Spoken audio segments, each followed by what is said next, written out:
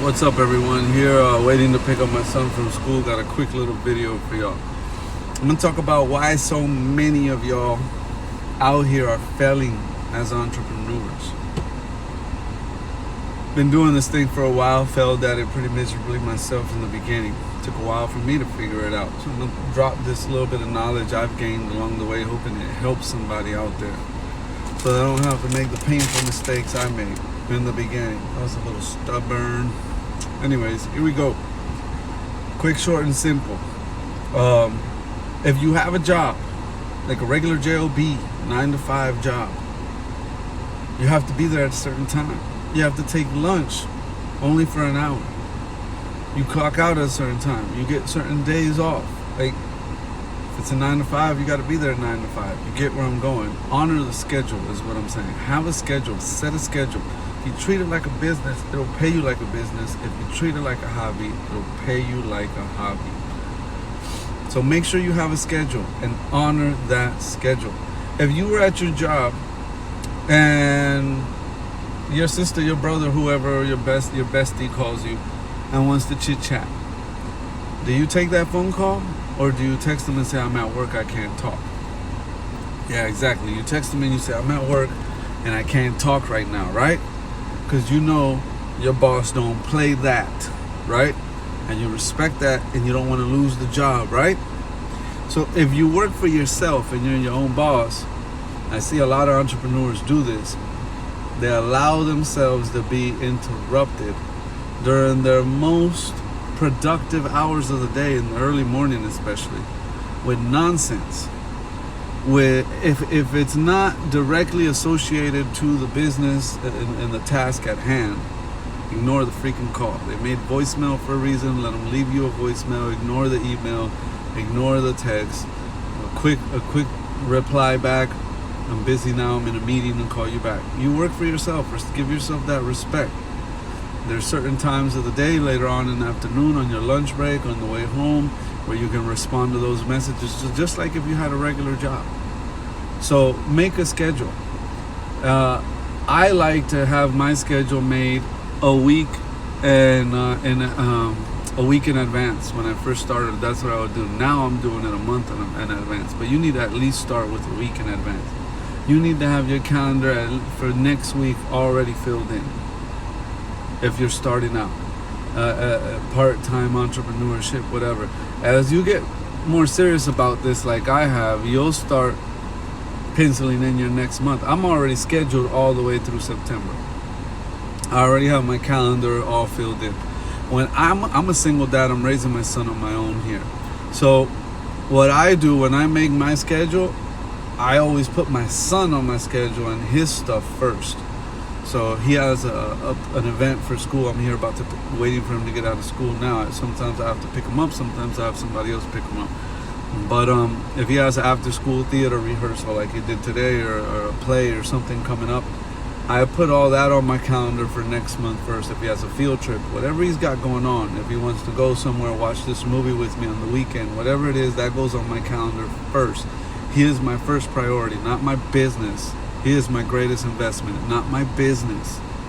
So you may disagree. Hey, we can agree to disagree. That's fine.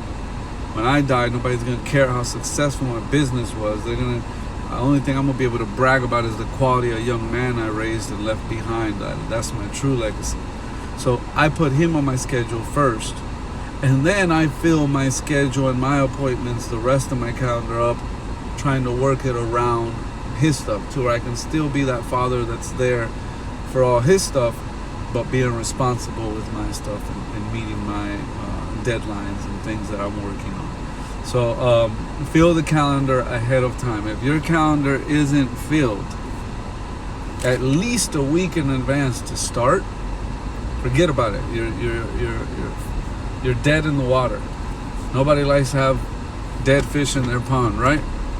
Well, you need to have some activity. You need to know what your tasks are for next week, next month, as you get better. Like I said, I don't want to stress you out too much right now when you're first starting out, trying to learn this stuff, trying to schedule everything for next month. In the beginning, you probably don't even have that much of a client base established yet. So if you can do at least a week in advance, you're already putting a foot in the right direction, and you're establishing the habit of making that. So the business needs to have a system that you follow. Like when you go work at a new job, they put you in a 90-day probationary period, and they give you usually 2 weeks training. And in that 2 weeks training, they're teaching you the company system. They're teaching you the protocol of how that machine that operates. We do this, we don't do it like that. We got to come in through here, not through there. There's a system of if we're packaging, we package like this. If we're shipping like that. If we're selling like this. Whatever, if we're cooking, this is how we cook. This is the recipe. Whatever the system is, whatever the business is, learn the system. You need to have one for your business. Make one if you don't already have one. And follow that system. If you follow the system and you have a schedule, you honor the schedule. You don't allow interruptions in your schedule, right? You're going to have success. You will grow. Now, here's one of the last key points I want to make. I told y'all this was going to be quicker. In a few minutes, my son's going to pop in here. There is times that people don't understand when you work for yourself. It's like from the moment you open your eyes to the moment you close them and go to sleep, you're on the clock. You're thinking about your business. You're thinking about clients. You're thinking about obstacles you got to overcome. Funding you don't have that you need to try to get creative and find. You're thinking about all these things nonstop. If I could go back in time to when I first started and speak to that Daniel, knowing what I know now, I would tell him, learn the skill of learning how to shut that off when it's time to shut it off. When you're with your son, be fully present with your son. Don't be with your son taking business phone calls. Oh, this is an important client. I've been trying to get a hold of him.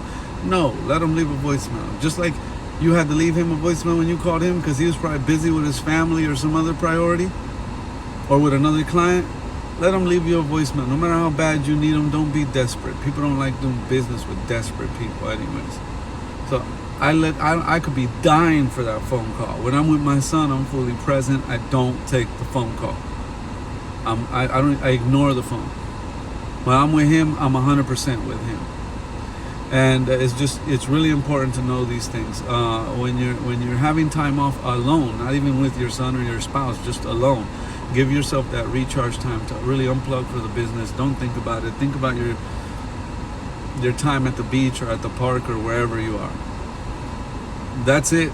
My son's approaching the vehicle now, and I'm gonna have to let y'all go. The short video. Thanks y'all for watching. Today's gonna be exactly what you make it, so I hope you decided to make it great. God bless y'all. Peace.